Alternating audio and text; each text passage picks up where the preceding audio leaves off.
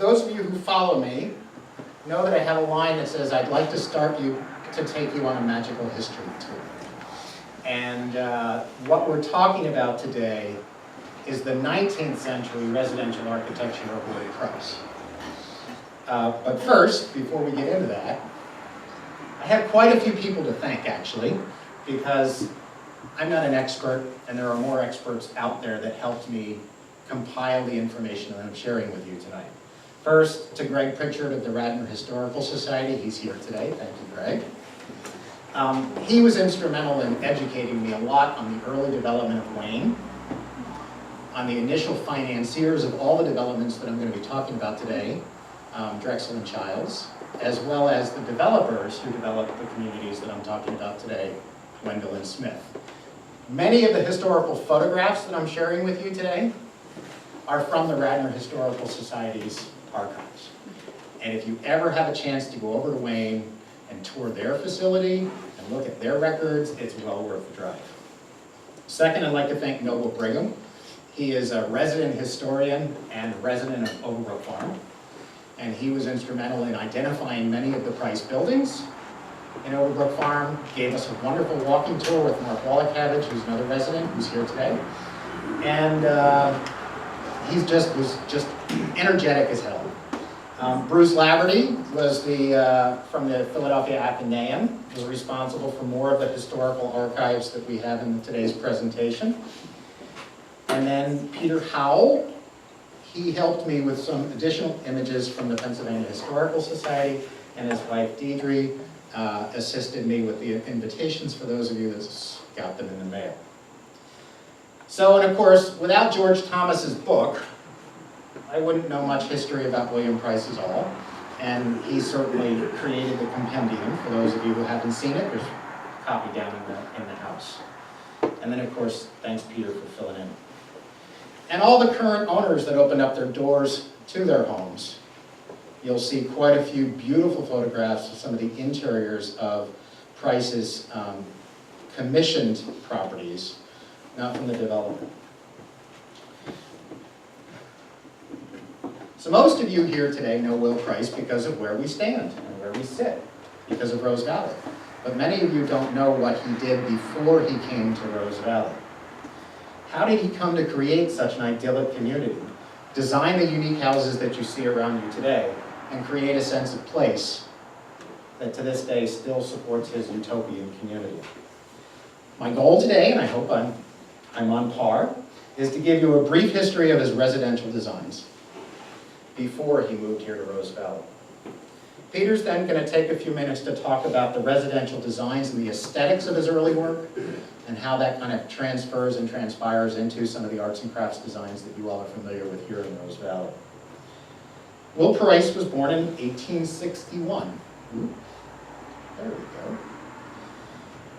His father was James Martin Price, and he was a nurseryman in Wallingford.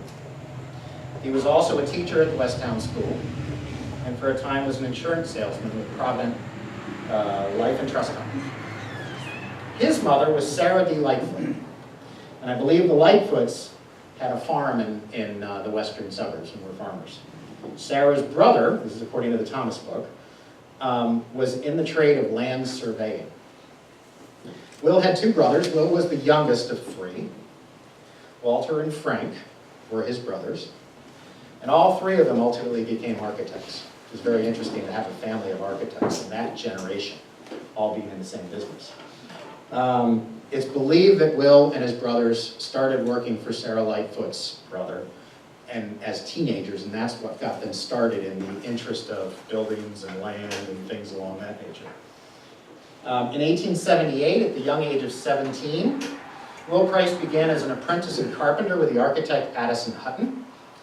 At the same time, his brother was apprenticing with the architect Frank Furness. And it's not Furness. In 1881, so we're thinking at the age of 19, they founded their own firm. Now, imagine today, at the age of 19, starting your own architectural firm. Kind of unusual. So the success of the Price Brothers' new firm was largely attributable to these two guys, Wendell and Smith. They began in the relationship with Wendell and Smith began in 1883 and ran through basically the turn of the century once they came here and started Rose Valley. So for roughly 20 years, the Price brothers and Wendell and Smith were responsible for most of the residential development work that they did together. This partnership was responsible for the development of North Wayne, South Wayne, Overbrook Farm, and to a lesser extent, Pelham. So Overbrook Farm and Pelham are in the city of Philadelphia, and obviously Wayne is in Radnor Township. So Herman Wendell and Walter Bassett Smith began their careers as well as carpenters in the Tacony section of Philadelphia. The first big break was when Drexel and Childs purchased several hundred acres around the newly laid tracks out to Harrisburg, what we all now refer to as the main line, hence the main train line, out in Radnor Township. At that point in time, it was all farmland. There was a hotel there, there were some commercial buildings around Lancaster Avenue, but for the most part, Wayne didn't exist. So Anthony Drexel, by the way, was the founder of Drexel and Company, which was a big financial institution which ultimately became part of J.P. Morgan Chase. And George Childs was the owner and editor of the Philadelphia Public Ledger, the newspaper of the day. So they decided to hire young developers to build their new town. And Wendell and Smith, this was their first foray into actual real estate development. So once they were asked why they bought land so far outside of Philadelphia to build this new town that nobody would come to, and Mr. Childs' response was, in order to give them longer to read the ledger on the train. So as young developers in their first major project, Wendell and Smith also decided to hire relatively young, unknown architects. Besides the Price brothers, they also hired Horace Trumbauer, who in the 1880s was relatively young. John Clifford Worthington, as well as a firm called Brown and Day.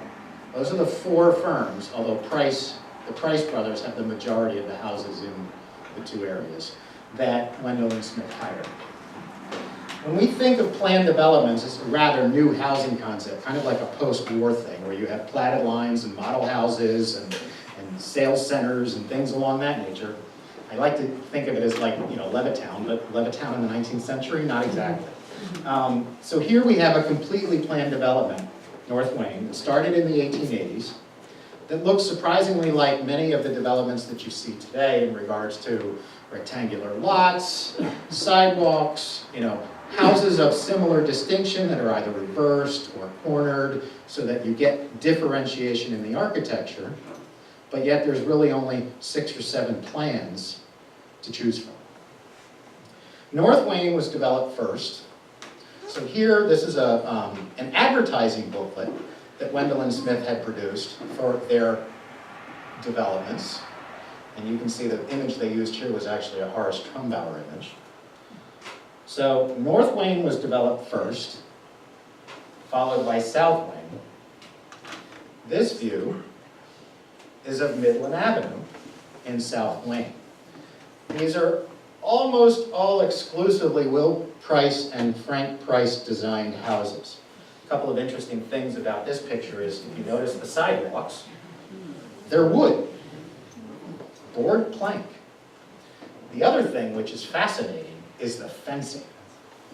Now, there's a better picture of this fencing in another image a little bit later, but they use log stick construction, very Adirondack style, and consistently put it in the front of all of the houses. So there were 6 house plans specifically that the Price brothers designed for Wendell and Smith. The first was called the Japanese house. And here's a picture, again thanks to the Radnor's Historical Society's archives, of the crew getting ready to put the porch on, I think, across the front. Lovely thing about this particular house is that it just has this wonderful kind of storybook effect and this just cascading of roof lines that you can kind of see a little bit better on the finished product. I don't know if that's actually the same house, but it looks like it. Shingle style all the way up, stone base, and every one of their houses have porches. The second house, and here it is today. The second model house they used was called the Flemish house. And this design had very interesting accentuated gables. You can't see it as much in the drawing, but you will in the next one. And this wonderful asymmetrical window pattern on the side gable. But look at the roof line. See how they flare?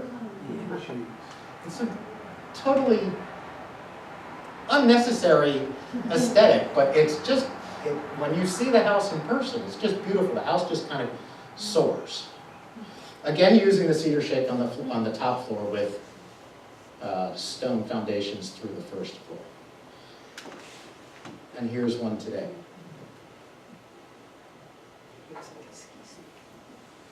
The third model was called the Tower House.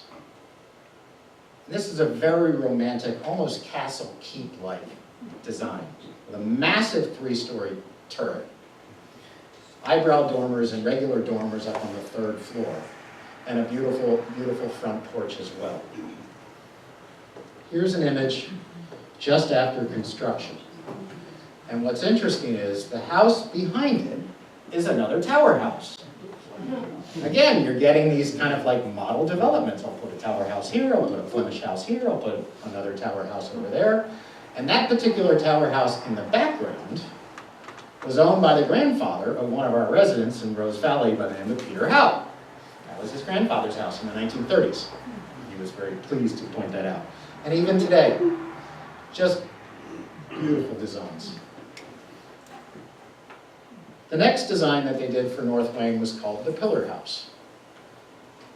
This had an interesting combination of both Dutch gambrel and regular gabled roofs, as well as these wonderful stone carved rope patterned pillars on the front porch. It's hard to see from that particular picture. Unfortunately, I didn't have a black and white of this. And then the final house in North Wayne, so these are the 6 models, were called the Round End House.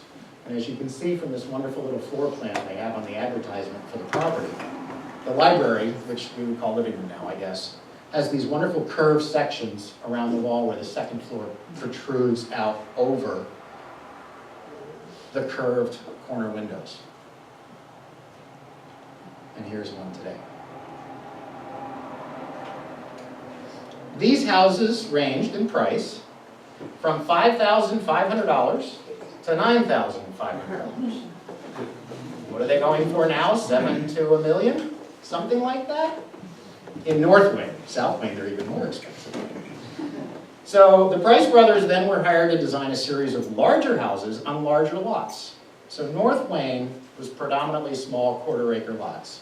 Some of the lots were combined into 1/2 acre lots by individuals, but for the most part it was platted out in 1/4 acre lots. The majority of South Wayne were platted out in 1/2 acre lots, and the house designs and patterns were actually quite larger than the ones in North Wayne. These, unfortunately, had really boring model names. So they got away from the lovely names that they had in North Wayne, and then they just gave them letters. Model A. This almost has a fairy tale look to me in regards to the way that the roof lines actually are curved. And you have the wonderful carved timbers and this very unusual pinched design on the front roof. I don't think I've seen that anywhere else before. And it's just magical. The 2nd floors, like the roundhouse in North Wayne, also protrude over the stone foundations of the 1st floor, so you're actually getting a larger 2nd floor footprint. Model B, I think, is honestly the ugliest of all of them, and you'll see in a minute. So this is actually a drawing from the side of it. So the front is actually this 3-story stone gable that on the drawing should have been a gable, but in reality somebody decided to make it a Dutch. It just doesn't have the same effect. And I think there's only 2 or 3 of these that got constructed. Are there more than that? Really? Then I didn't find it. Okay. Model C had a two-tiered gable. Again, we're looking at the side in the original rendering, but the front yard is this way, but it has a two-tiered gable facing the street with the porches, and then a wonderful little oriel window on the side, which I'm thinking is the stair landing. And it's just this the verticalness of the roof line, I just love. Model D is very similar to Model A, except its porch isn't pinched, it's curved. And then of course the roof line is very different. On this roof line, we have a Dutch gambrel going across the side, we have a standard gable coming across the front, and we have these dormers that you would think, looking at it from this angle, should be symmetrical, but they're not. One goes a little higher than the other one. Then we have the Model E, which is similar to Model C in regards to its, got these, again on angled shots. The front is here, we've got a double-tiered gable facing the street, but the side has a significantly larger facade of these wonderful double gables and timbers. And then again, here we just have this kind of reaching for the sky effect that I find fascinating. Then we skip a few letters, which is kind of strange. We have the Model P. I don't know what happened to F or the others, but I think what happened is this has very similar design aesthetics to the Pillar House in North Wayne. It has the same carved columns, but in a different design. It has the same combination of both Dutch and gabled roof lines, so I think they just decided to call it a P. So, according to the Radnor's archives, who have all of Wendell and Smith's accounting records, the line items on the books for the payment of the architect for the houses, on at least one of them, and I'm assuming they were relatively similar, were $150 a house, I believe. There are over 100 price design houses in North and South Wayne. Now, I don't know if they earn the same price on every one of them, but in today's dollars, North and South Wayne would have earned the Price brothers about $400,000 in commissions, based on the quantity and conversion of the dollars. So I also found it interesting that the South Wayne houses on larger lots and larger houses were being sold at basically the same price as the North Wayne houses, between $5,000 and $10,000. They weren't that much more expensive, but yet it was 5, 7, 9 years later, and you would think that they would try and sell them for more. So there was a little recession that happened in the 1890s, which I did some research, and I'm like, this is kind of strange. And in 1893, the Philadelphia and Reading Railroad went bankrupt. And that bankruptcy created the Panic of 1893, which ultimately led to the collapse of 500 banks and 15,000 corporations that lasted for about 8 years. And I found this fascinating little, Model P. This fascinating little thing. A Broadway play was produced as a result of the Panic of 1893. And this was their advertisement for the War of Wealth. So, not exactly Will Price, but I thought it was kind of cool. But it was kind of under the financial strain of the 1890s that both of the Wayne developments and Overbrook Farm by that point in time were all trying to sell houses to an economy that was rather depressed. It's interesting. So, Wendell and Smith then set their sights on Overbrook Farm. So Overbrook Farm was the first stop on the main line, significantly closer to Philadelphia. It's now on the border of Philadelphia and Lower Merion. Very different homes than in Wayne. Many of the houses there were actually custom designed. But the other thing that they did is they had the Price brothers design twin homes, which you don't normally think of Will Price designing twins. There's even a couple of plans that I don't think ever got constructed of triplexes and quads for Overbrook Farm, but I know the twins did get produced, and actually someone here lives in one of them. So, this first photo is of the corner of Overbrook Avenue and Upland Way, showing two of Will Price's single-family houses. Here are the twins. They're not small.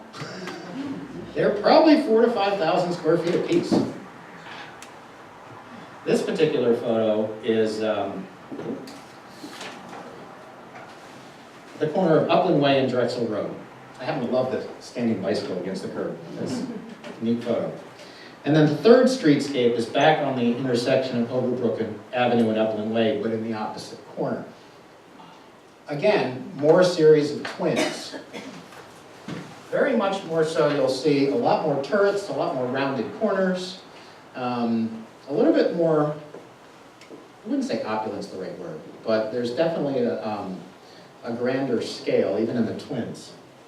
So at this time, another developer by the name of Milton Young came along, who was, ended up hiring the Price brothers as well, but also hired Walter Price. So now here we have, in one development outside of Philadelphia, all three Price brothers designing houses in this particular development. And of course, Walter Price is the grandfather of our own Morris Potter. Similar to Wayne, the Overbrook Farm development used a common steam plant under the streets and heated many of the houses from a plant down closer to the train station. And one of the things that, Brigham told me was that there was a story, and that stayed in existence until the 1980s, by the way, the steam plant. But there was a story that many people would turn their radiators off because the central steam system got too hot. And the last house on the line got all the heat. Interesting comment. So, Will Price's first commission in Overbrook Farm was a stone residence for John Miller. By 1893, the Price brothers were designing numerous houses, and they all just had house numbers as far as their plans are concerned, similar to the A, B, C, D, and Wayne. They had model number 81, model number 92. It was kind of boring. Here are a couple more historical examples of Will Price designed houses as built at the turn of the, just before the turn of the century.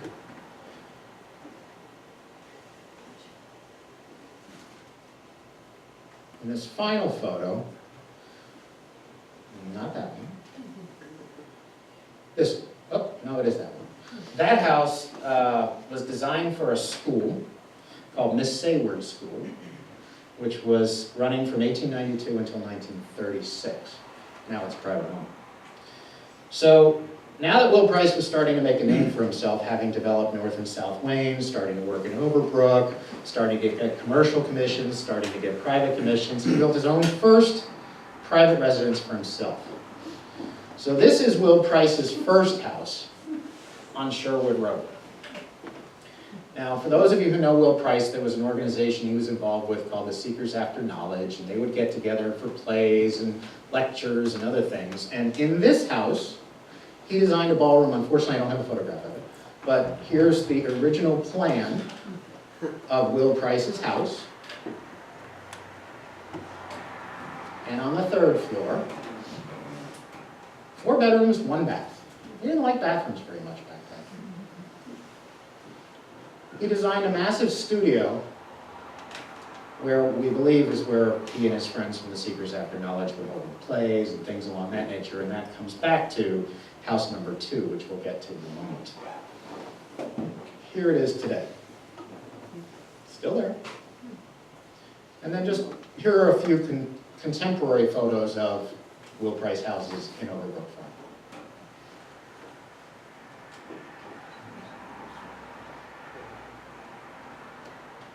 So here we have a particular model, because this house and that house are the same, just reversed.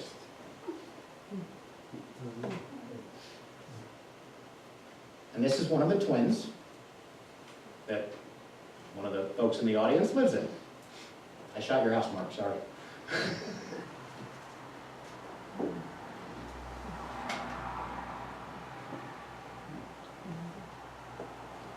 So, having done about 40 houses in Overbrook Farm. So we had over 100 in Wayne. Roughly 40 of the houses in Overbrook Farm were designed by the Price brothers, Will Price and his brother. He decided to build his family a bigger house.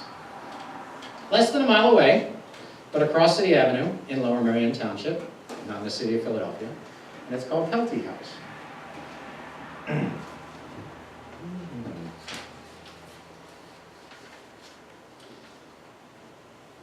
Similar Tudor aesthetic, but in a much larger scale. Carried over many of the same elements of his first house on Sherwood Road.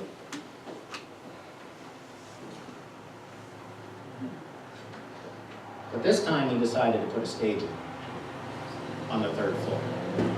So some of you have seen this photograph before because I think Morris used it in one of her lectures. And the current owner has turned the ballroom area down here into this absolutely wonderful family room with the bar and card tables and everything along that nature without touching any of the historic fabric of the building. And the upper level has become a master suite. So lovely repurposing of an existing kind of, unless you plan on doing plays, not much to do with the stage. And even the original stage lighting is still in the house, ready to be used.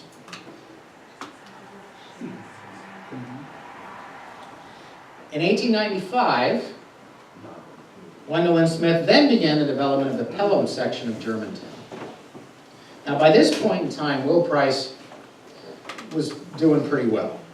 He was getting commissions for commercial buildings. He was, getting a lot of residential commissions. And so by the time Pelham started getting developed, there were very few houses that Will Price had his hand on. And as far as we were able to find, there were only 6 that can be attributed specifically back to Will Price by this point in time. But here's a few of them.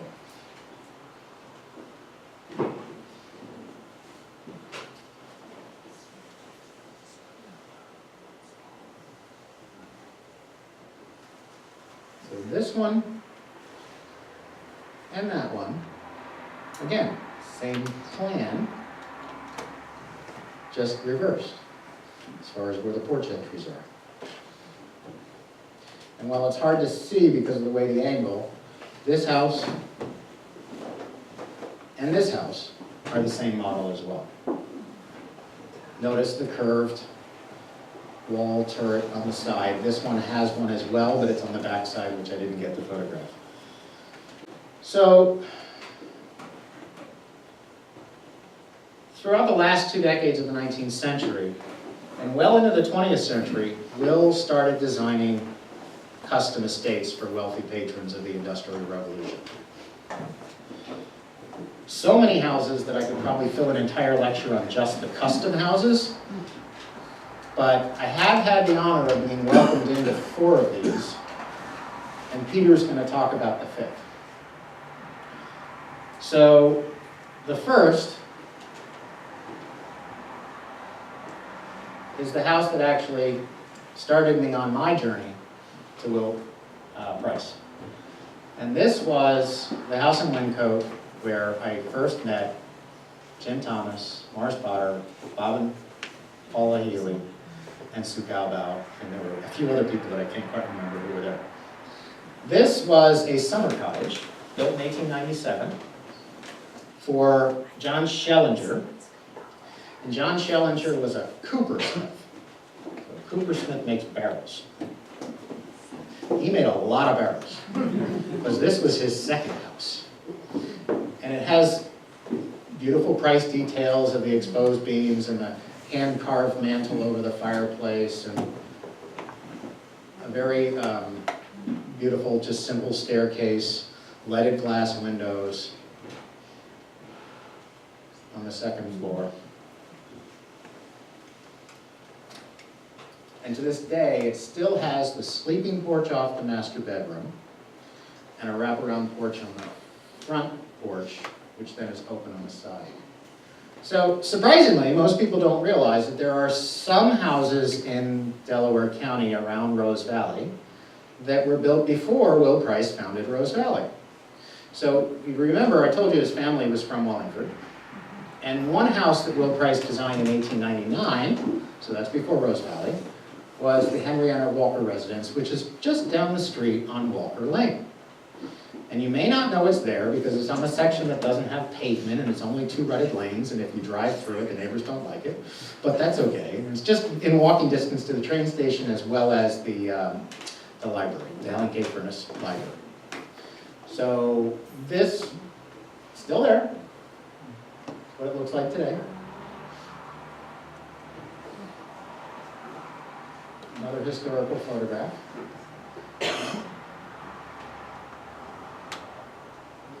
And in the same angle. The third house, which has ties to Rose Valley as well, is the Hawley McClanahan house. So this is before Hawley McClanahan and Price joined partnerships, and we'll talk a little bit more about that. But in 1899, Will Price designed this house for Hawley McClanahan.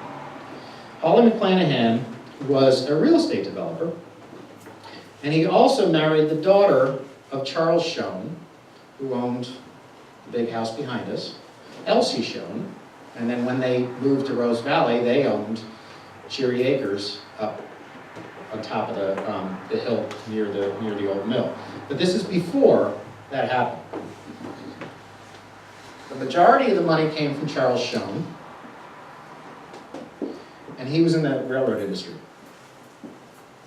And that tie, I think, opened up a lot of doors for Will Price's commissions on the commercial side too, by the way, the Schoen family. So here it is as of today. Here's the carriage house, still there.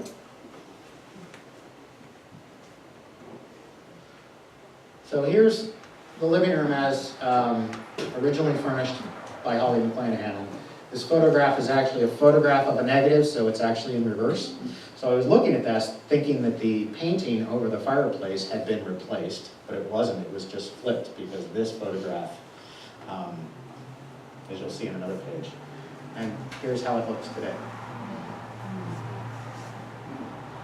Will Price never likes round corners, or never likes square corners. Practically every house I've gone into of his commissioned work, and I think Peter's probably going to talk a little bit more about that, has an arch, or a bevel, or some kind of roundness to every single room. Here we have the round arches over the fireplace, and then the more Gothic arches over the doorways. Here we are looking back towards the entry. And then probably one of the prettiest rooms I've ever seen of Will Price's designs is, I call it the library. I don't know if it was the library or if it was just the card table room, but, oh, there's the fireplace, sorry. So the original fireplace had a wonderful statue and some frieze work up here. That has gone, but the painting itself remains to this day, as do the original sconces. This is the room I'm talking about. That's the library. How they designed and built that ceiling, and the custom bookcases that are curved to fit the room. And then the next one reminds me a little bit about the fireplace that he recreated in Camara Dial, but a little bit more ornate in its shape. I've never seen an oval fireplace like this before him. That's not round. That's actually oval.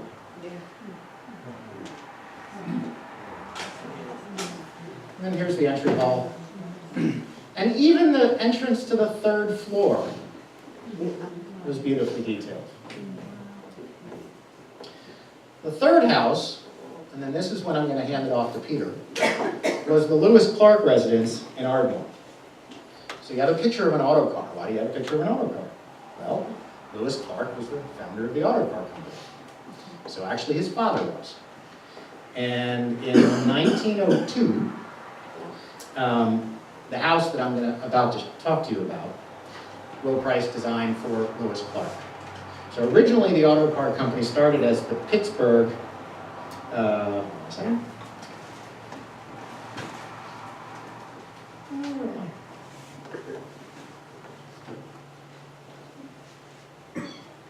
Pittsburgh Motor Vehicle Company. And then in 1899 they changed their name to the Auto Car Company. They originally started their business doing horse-drawn carriages and switched into the automobile business like many others. And the auto car company brand today actually is still in existence under the White Truck Company. So the auto car company got out of the car business in about 1911 and made trucks until they got bought by the company that now owns White Trucks. So at the time, there were over 1,000 horseless carriage companies trying to make money in this newfangled thing called cars.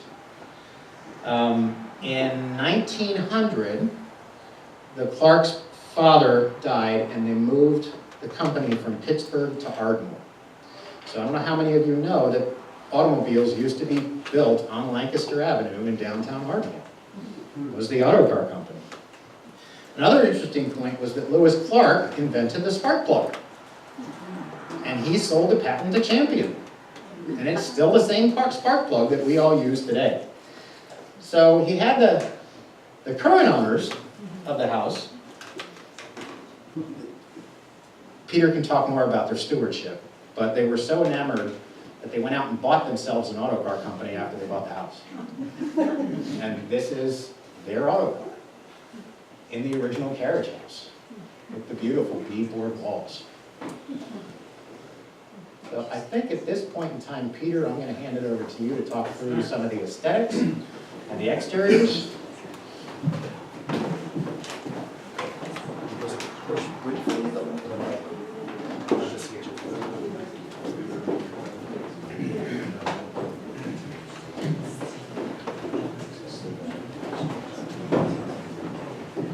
Well, thank you very much, Scott, and here, everybody.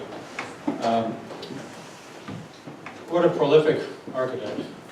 The amount of work from the very first development homes to the custom homes. Probably, you didn't mention, but Woodmont, probably the biggest mansion that designed to the commercial work, the Blenheim Hotel, Atlantic City. Just amazing amount of work in roughly a 35-year professional career. And I was reading something comparing to a contemporary Frank Lloyd Wright, who had probably closer to a 70-year, twice the length of time in a professional career. And if Price had lived and practiced another 35 years, can you only imagine where he'd gone to from there?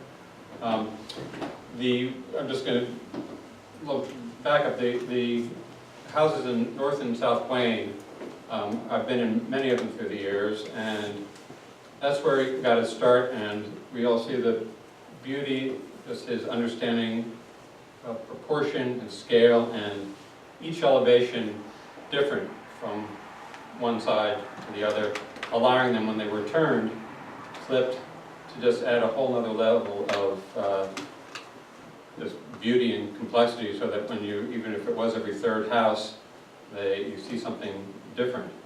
And while my observations were, while they are so ornate with their stone, you saw a lot of them, the stone, and then the shingle above, the shingle roofs, and the towers, and the forms. When you get inside of them, once you get past the front porch and then the beautiful front door and maybe a beautiful railing, many of them are very simple homes, very simple bedrooms and rooms inside. So I think that's perhaps, as a developer house, helped to keep the low the prices. That were probably not so low then.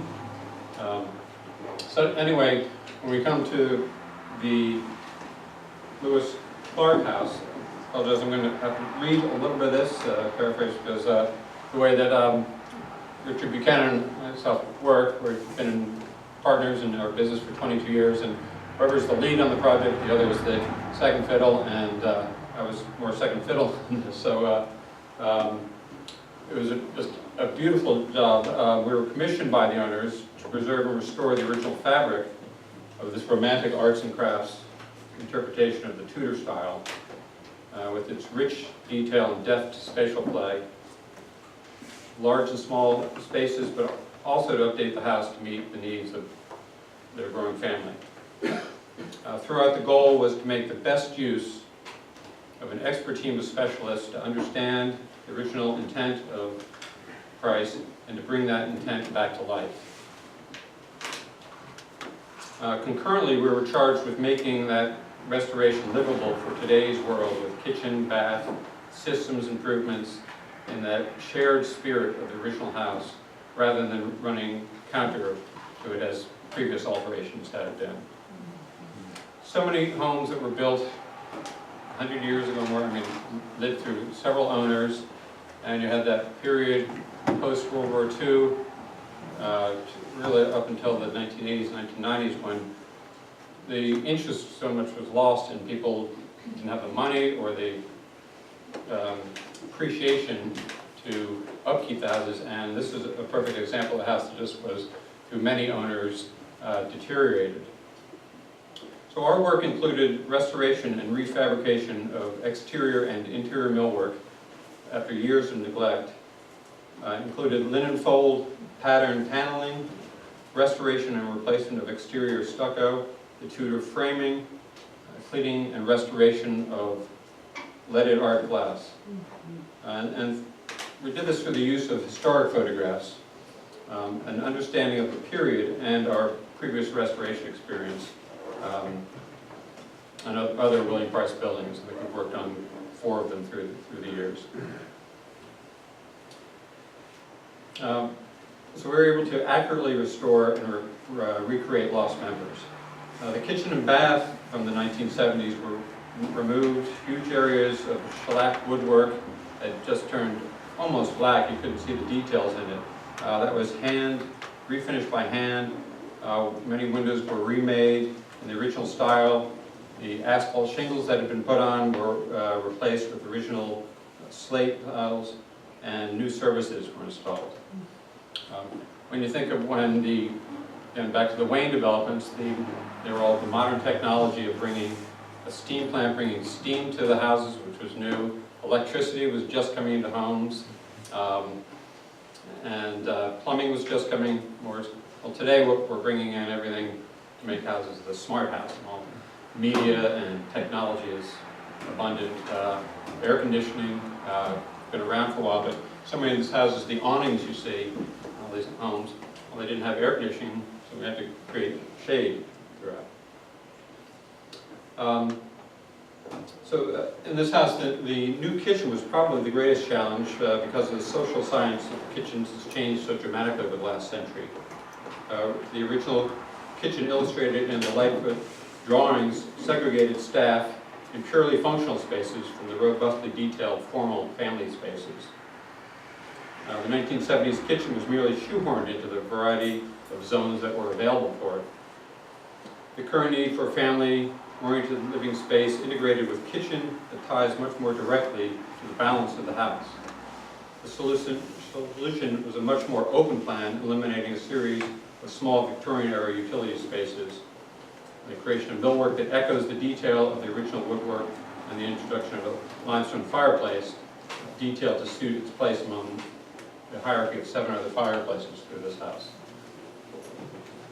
So here it stands in its origin, here it stands today.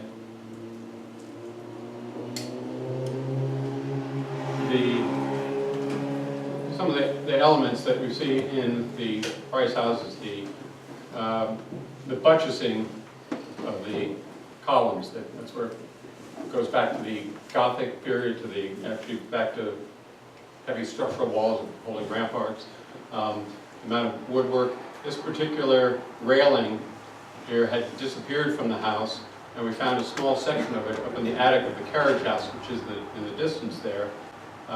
We sent it off to actually a stair company that they digitized it, and then with a CNC machine recreated it almost exactly, so we were able to restore the balcony that had been lost from the porte-cochere.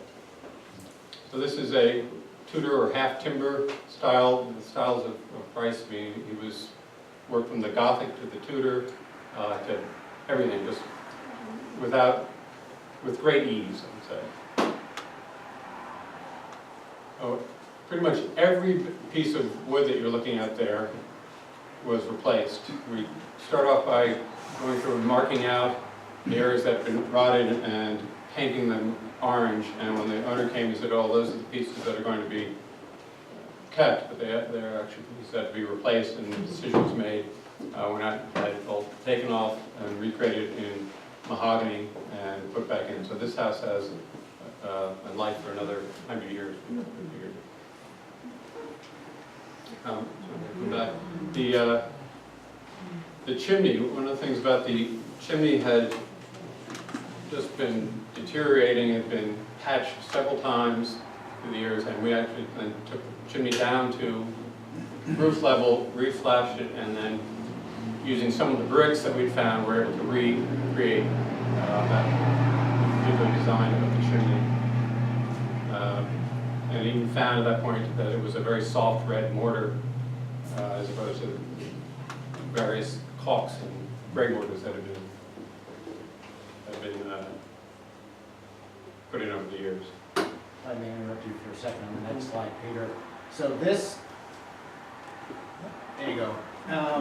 So Lewis Clark had actually commissioned this Rose Valley table from the Rose Valley Furniture Shops, and it was, well, lost in time. And the current owners actually through, who's the gentleman who was the person who sold a lot of the Rose Valley furniture, has now passed away. Robert Edward. They found this table that was commissioned for Lewis Clark and actually brought it back into the house. Sorry. That's right, yeah. So inside, you see windows. This owner brought some other stained glass windows in that was absolutely beautiful as well, but we actually took the windows and sent them out to, I think it was called Art of Glass, to restore the original leaded glass windows.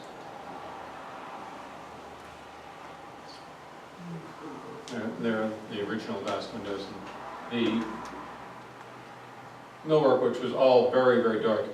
As you think back and recall through the photographs, interior photographs that Scott showed, a lot of interior millwork, usually low in the room, very much a bit of the arts and crafts period that we started to see, with plaster above and then the beautiful beams, carved beams in the ceiling.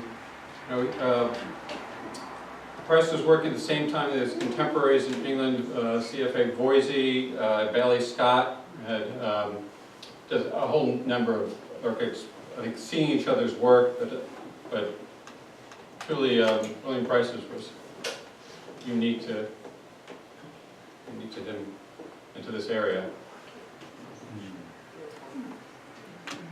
All of this was stored. We talked. Scott mentioned about the rooms.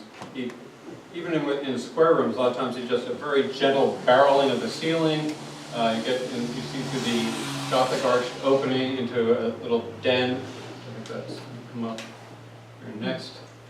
The groin bolts carry up.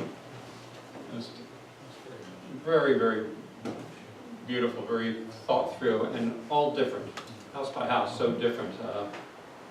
Don't know when the man slept.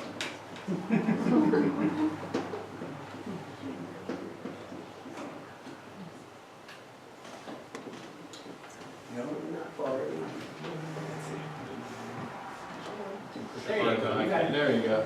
Okay,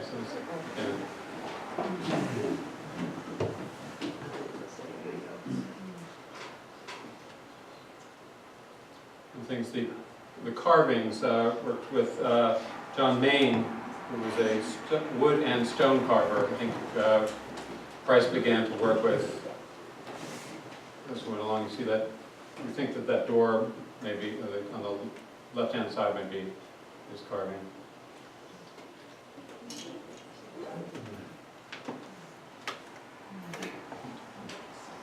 The rondelles, which are the glass circles in the center.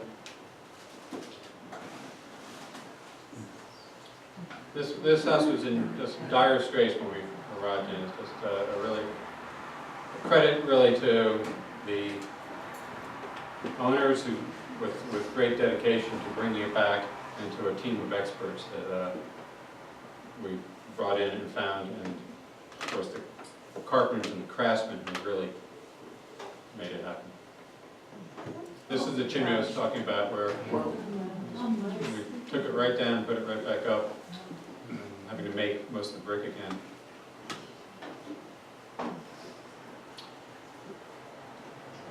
good at this. This is the carriage house. Now, the carriage house is interesting in that it wasn't completely built to full price's specifications, and the owners wanted to bring it restored as well.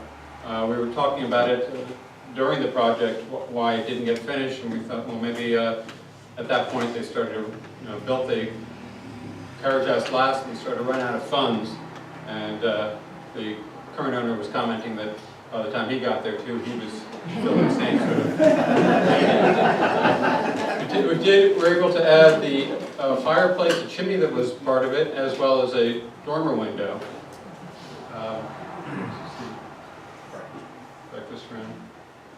Coming back, these are at the bottom of some of the woodwork we took off, and you see above the new to match. This is the built-in casework. Also look at the ceiling, it's just under.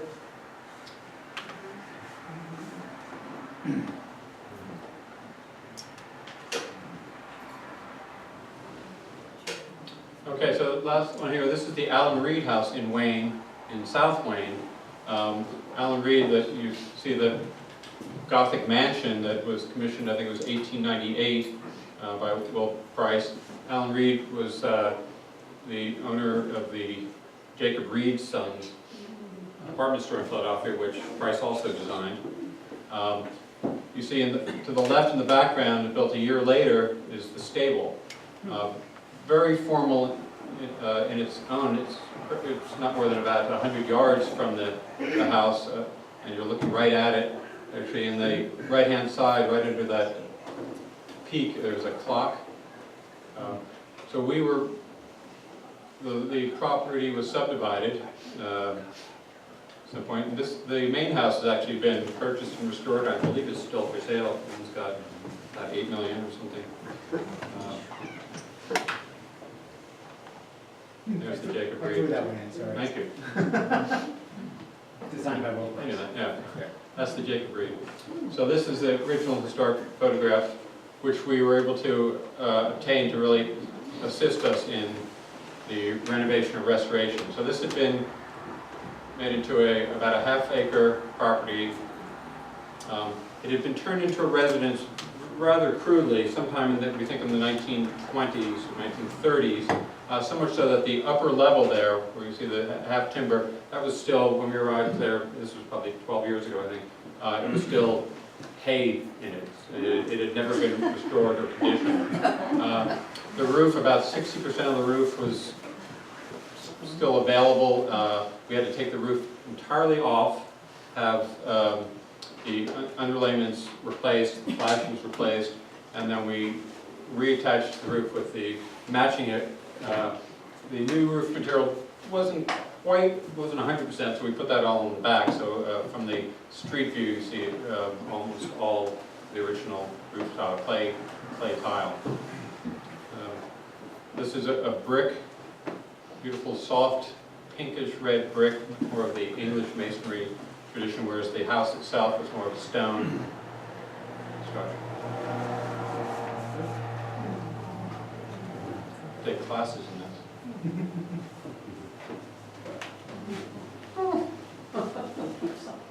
So that's the view of it from the main house.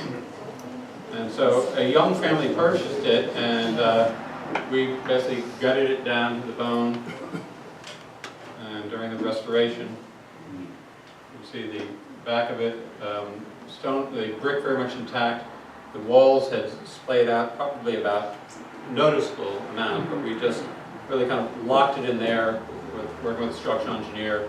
We didn't want to go any further. We were afraid if we started to pull it back in, we'd have all sorts of other problems. Now I'm going to have to ask you to do this for me. Okay. Let's go to the next one. There it is. This is the finished that we were able to put two garages to the wing facing towards us. That was the actual stable block, and the driveway came up, and actually it was a tunnel porte-cochere that went right the way through. We were on the second floor. We did finish and turn that into bedrooms.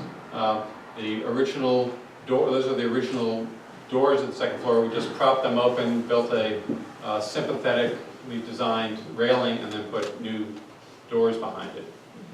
Insulated the space inside, but really with an eye towards keeping it very much intact. So while this is a renovation, it's not so much a stark restoration, a bit of that, but a stark renovation, we would call this. This is the back. Of course, they wouldn't have had a great band of windows then, but that's the living area. Wanted to bring natural light into it. The dormer that's up in the middle of the roof is new, bedroom and bathroom on the third floor. Those chimneys. The chimneys are gorgeous. There are about 12 of those on the main house, the same octagonal shape. These ones are, you can see it is actually leaning in. We determined that it's not leaning enough at this point to bring in the folks from Pisa to advise us. And then on the inside, these very simple structures, 16 feet clear span with these long-leaf yellow pine beams and two, from the early 20th century, iron, 22-inch deep iron beams running front to back. And we simply popped out a couple of those beams and were able to create a stairway to the second floor, a proper stair, and the millwork, using the same material, long-leaf yellow pine, new floors, creating openings, and then really picking up on the character of the materials to create openings, casing the openings with what appear to be large long-leaf yellow pine posts. Do you want to take a few minutes just to talk about certain of the design elements that you think are kind of the pieces that really transcended the here in Rose Valley? Because I want to picture for that, but just talk about it. Okay, yeah, well, you see, a lot of it, as you move from this very money price approach to stone, to everything from the woodwork to the buttresses, carrying those elements through the roof forms, so varied, so unique to each house, but yet all having a history, nothing really new. But as he created these very simple plans, that's where it started moving to the simplicity of the arts and crafts period. Then moving into, as he moved with his utopian vision into Rose Valley, you start to see what he did here. Turn it back over to you, Scott. Thank you.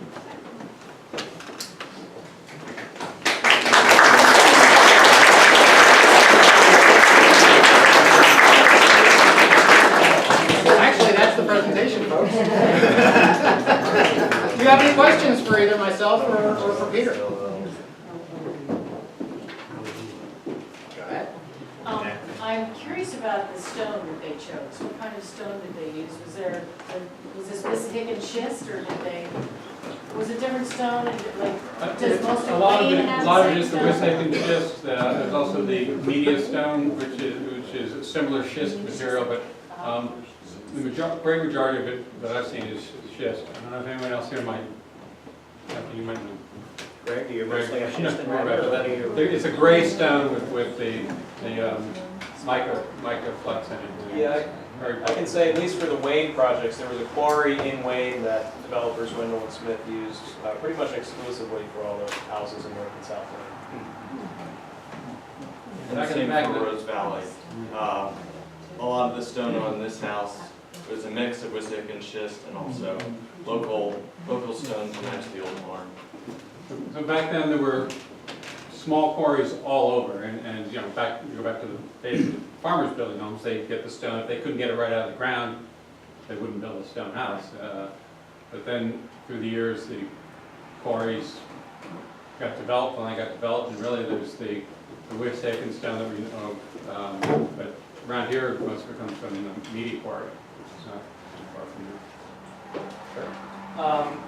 On the first house that was developed, the quarry a lot. Yes. It predates automobiles, correct? 1880, Right. yes. Yeah, so were there carriage houses associated with those houses as well? Or was it strictly a commuter community where they all used the railroad to get into the city for work? Greg, were there garages as part of the original designs or no? Some of them, I think that was more of a custom feature, but the siting of the neighborhoods was based on the proximity to the train. In Overbrook Farms, I don't think they even were allowed to keep horses or anything like that. They had stables nearby that you could call for. Most of the garages were built with the advent of the car. And if you look in the early records, you'll see like the people in my neighborhood were part of like the Philadelphia, or the Pennsylvania Auto Association.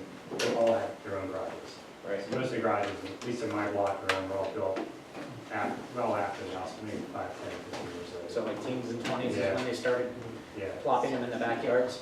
Yeah. They're magnificent. Not in Overbrook. Overbrook is all front entrance. But anyway, next question? Yes, sir. Is the half timbering on a lot of these houses false, or is it through, as far as the structure? It's false, but it's beautifully done, very, very convincing. The half timbering originally was full timber, Right. and then whatever they had available to them to infill between. But these were about 2-inch boards. And then the diagonal, like we saw in the Wayne houses, the diagonal So- structure behind it on a That was on a the- balloon that was frame the or sheathing something that's else? being done in plywood and things today. Yes. Yeah, just to comment on that, we're from Arden, the village of Arden. And we actually purchased a little house called Rest Harrow, which is, the bottom is all clay tile and timber framing. And that was our surprise, that some of the timber framing gets clear through, but the rest is truly, in some senses, partially in. And there's nothing behind it. There's nothing behind it, it's literally just stucco to it. So we are slowly replacing all the way that it was new, but it's gonna be a little bit of a support problem. I'll take it out in order to put it Because the in. wall's being carried by that 2-inch outside piece of wood. Wow. Yes, sir. Was the frequency of Mercer tiles used as much in Wayne as it was here? I don't see a lot of Mercer tile in any of his, Mark, I don't even know him from Overbrook. I don't think his Mercer tile relationship really came in until he started coming down here, but you may have a comment. Yeah, no, when we redid our house, I wanted to put some Mercer tile in it, but basically 1901 is when Mercer started. So all these houses before 1900 wouldn't have It had wouldn't it. have it. Yeah. Thank you. Thanks, Sharon. Sure. Well, thank you all for coming out.